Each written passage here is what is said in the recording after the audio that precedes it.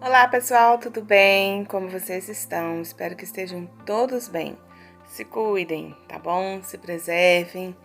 Façam aí a parte de cada um para que todos estejamos bem. Se Deus quiser, logo logo vamos estar na sala novamente. Hoje nós vamos trabalhar aí com história e geografia. Primeiro nós vamos trabalhar com história, então você vai pegar o seu livro de história e abrir aí na página 32. Nós vamos trabalhar sobre esse tema importante, conectando os saberes.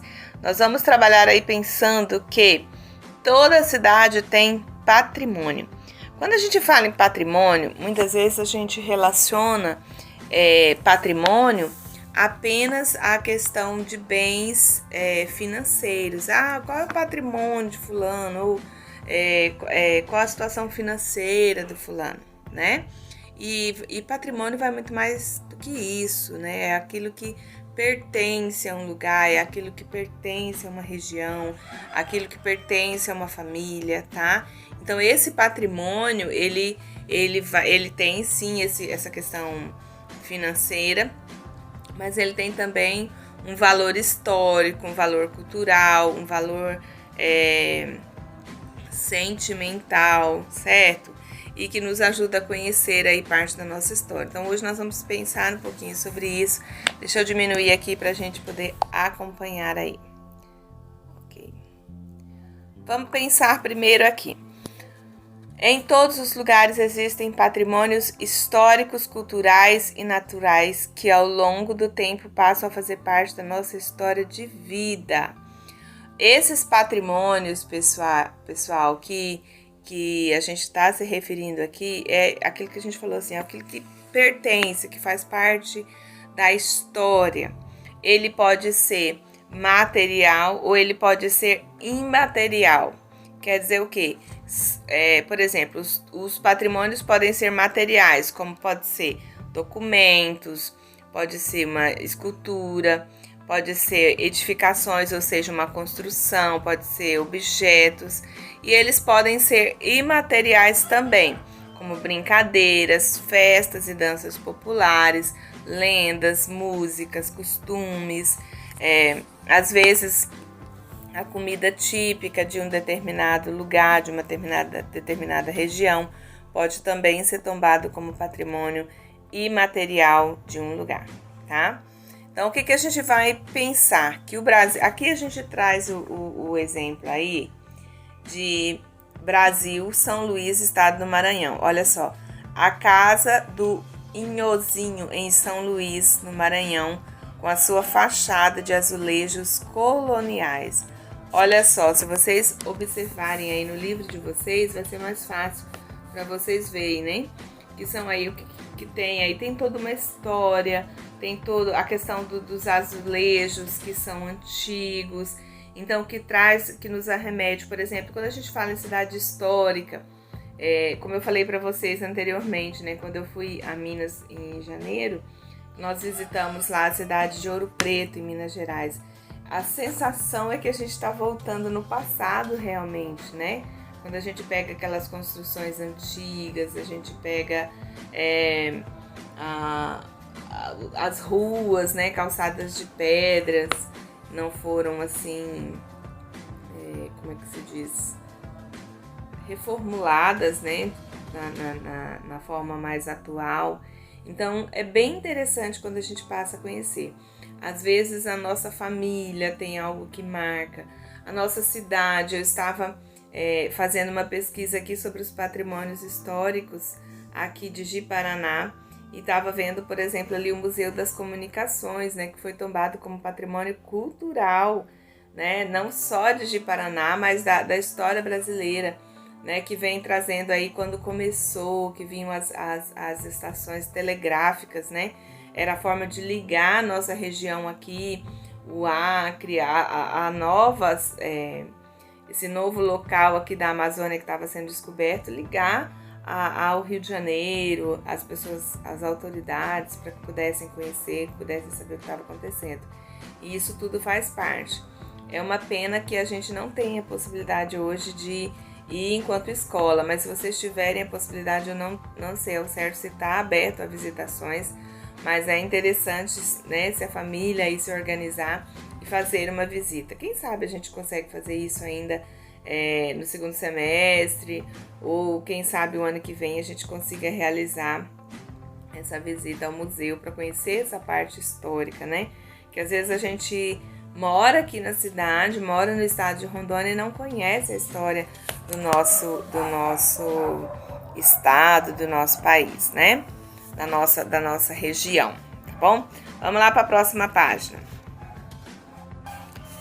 Então, nesse lado aqui a gente vai ver aí, por exemplo, a história, né, o patrimônio cultural aí lá no Maranhão.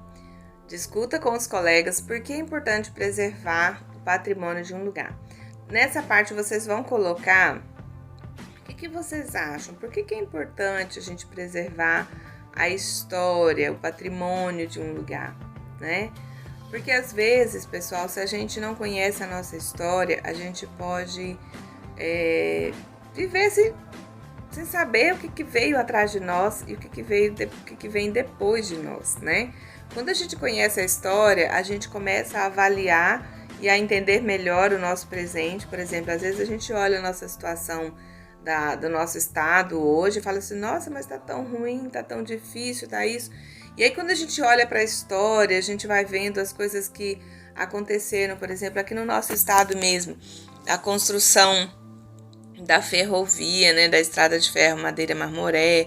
Como é que foi? O que aconteceu? Por que veio? Por que não veio? Essa questão da comunicação mesmo, né? Como eu estava falando aqui, o Museu das Comunicações aqui na nossa cidade. A gente pensa assim que tudo foi como está sendo hoje e não era, tudo muito diferente.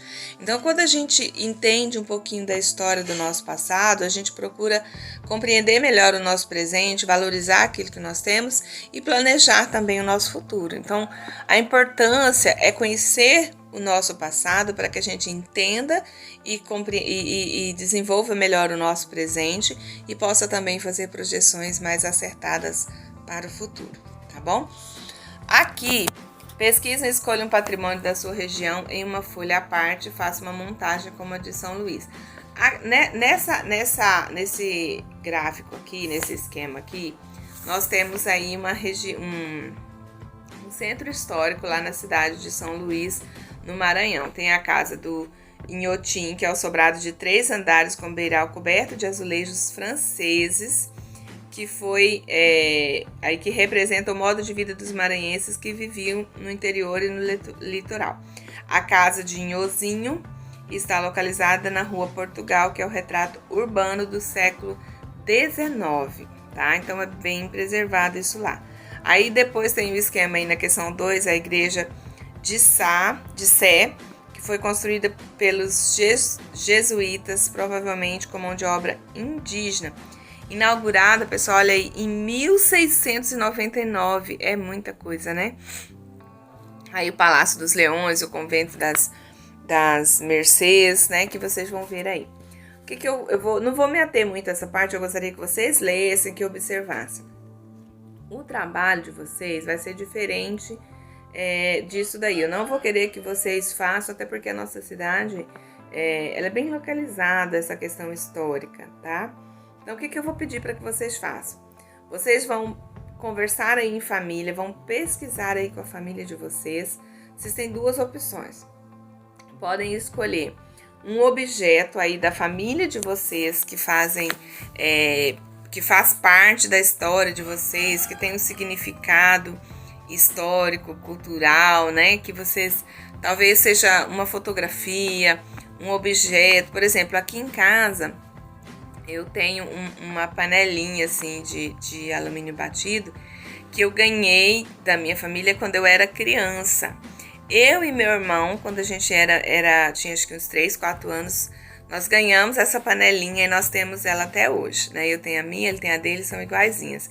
Então ela tem um valor sentimental para nós, né? Porque faz parte lá da nossa infância e tal. E aí tem outros objetos, tem moedas. Essa semana mesmo lá na minha mãe, eu tava vendo, né, uma coleção de moedas antigas. Tem moedas de 1820, né? Nessa coleção da minha mãe. Então, assim, é bem bacana. Então, o que vocês vão fazer? Vocês vão pesquisar um objeto que seja aí, que faz parte da história da família de vocês, e vocês vão apresentar esse objeto. Pode ser em vídeo, apresentando o objeto e falando, aí vocês vão dizer por que você escolheu esse objeto, qual a importância desse objeto para sua família, se você sabe como esse objeto chegou até a sua família, como que esse objeto é guardado, como ele é conservado e se ele tem alguma utilidade aí na vida cotidiana de vocês hoje, tá? Beleza, professora, eu vou fazer em forma de vídeo. Ótimo, você vai pegar o objeto, vai apresentar e vai falar esses passos aí. Não, professora, eu não quero fazer em forma de vídeo, eu vou fazer em forma escrita. Beleza, organiza em forma de ficha, coloca o nome do objeto e aí você vai descrevendo esses outros passos que eu vou colocar digitado depois para vocês, tá? Aí, professora, não tem nenhum objeto aqui na nossa família que tem esse valor cultural. Então, você vai fazer uma pesquisa da nossa região, ou da nossa cidade, ou do nosso estado, algum objeto, algum lugar, ou algum patrimônio histórico. Pode ser tanto material como documento, edificação, construção, ou pode ser imaterial também, alguma brincadeira, alguma festa, alguma dança, alguma coisa que seja da história aí do nosso estado, tá? Então ficou bem aberto para vocês podem escolher aí como que vocês farão essa atividade, tá bom? Vamos pensar bem, porque essa atividade vai ser um treino aí para o trabalho que a gente vai fazer depois, avaliativo em História e Geografia, tá bom? Depois eu vou colocar escrito aqui embaixo o que vocês devem fazer direitinho, tá ok? Vamos lá então para a Geografia de hoje. Muito bem, aqui em Geografia, pega lá o teu livro de Geografia, abre na página 28, que é o que nós vamos trabalhar hoje. Na História, nós estamos trabalhando sobre os patrimônios culturais, né, sobre os históricos, culturais, o imaterial, sobre aquilo que faz parte aí da nossa história. E aqui em Geografia a gente vai ver também um pouquinho sobre essa questão da história, só que aqui nós vamos ver uma história aí que é um conto. Lembra-se, pessoal, que nós já estudamos sobre isso, sobre os contos, que são as histórias que trazem aí a fantasia para funcionar, né? Que colocam aí a imaginação para funcionar, e histórias maravilhosas, né? Altas aventuras acontecem aí nesses contos, tá? E que a gente sempre pode aprender alguma coisa com eles, ok? Nós vamos iniciar aí a unidade 3 falando sobre paisagem e orientação. Quando a gente pensa aí na paisagem, que a gente já falou sobre a paisagem natural, paisagem modificada, agora nós vamos falar sobre a orientação. O que é essa orientação, professora? É sobre saber a direção que a gente vai seguir. Por exemplo, você já teve que sair da sua casa e ir na casa de alguém que você não conhecia o endereço? Como foi que você fez para chegar lá? Como a família de vocês, quando vai sair para um lugar que não conhecem ainda, como é que fica? A gente pega as orientações, né? Olha, você vai seguindo a BR, ou você segue a rua A, e aí quando você chega no mercado, você entra à direita, e aí você passou a primeira quadra, a segunda quadra, daí tem uma escola, você vai passar lateral à escola, no fundo da escola, enfim, a gente vai colocando aí os pontos de referências, aí você entra para a direita ou para a esquerda, né? Você segue em frente ou você faz o retorno, enfim, são orientações de espaço, certo? Para que a gente possa aí aprender a se localizar no espaço onde a gente está. Ok? Hoje a gente vai ver um pouquinho aí da história de João e Maria, que vai nos trazer a reflexão aí sobre essa questão da paisagem, dos pontos de referência, de orientação. O que essa história tem a ver com isso, professora? Você conhece a história de João e Maria? Você já leu antes? A gente vai ler um trecho dela aqui, a gente vai ler uma parte, mas depois vocês podem pesquisar e conhecer um pouquinho mais da história de João e Maria, tá bom? Deixa eu diminuir aqui um pouquinho. Opa! Aqui, pra poder caber aqui em cima. Vamos lá. João e Maria moravam numa cabana na floresta. Com o pai, um pobre lenhador e a madrasta. Havia várias semanas que eles não tinham nada para comer. A madrasta armou um plano para não morrerem todos de fome. Amanhã daremos um pedaço de pão a João e Maria. Olha só. Amanhã daremos um pedaço de pão a João e Maria. Depois vamos deixá-los na floresta e eles ficarão bem. Olha só o que essa madrasta estava pensando, hein? João e Maria estavam no quarto ao lado e ouviram tudo. Maria chorou baixinho. João disse a ela, olha só, qual que era a ideia da madrasta? Pegar o João e a Maria, levar para a floresta e aí eles iriam morrer lá na floresta. Essa era a ideia. Será que era essa a ideia? Vamos ver? Vamos lá. Então João disse a ela, não se preocupe, vou pegar umas pedras para marcar o caminho de volta. A madrasta acordou-os de madrugada para o passeio. Dirigiram-se à floresta e João pôs a sua ideia em execução, soltando as pedrinhas sem que a madrasta visse. Para as pedras, mas as pedras acabaram e João passou a jogar farelos de pão para marcar o caminho. Ao chegar a uma clareira, o pai disse para eles: o que é uma clareira, professora? É um espaço aberto na floresta com pouca vegetação.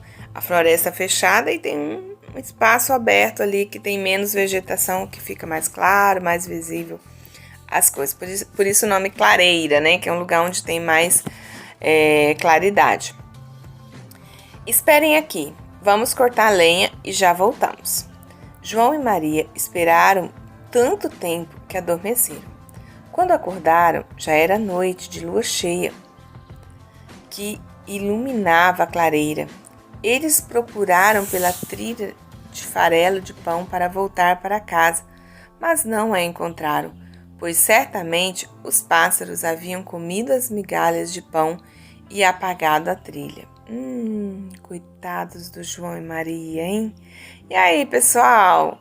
Vocês conhecem o resto da história? Você já sabe o que acontece? Pesquisa lá a história de João e Maria, vê o que acontece, se eles conseguem voltar para casa ou não, tá?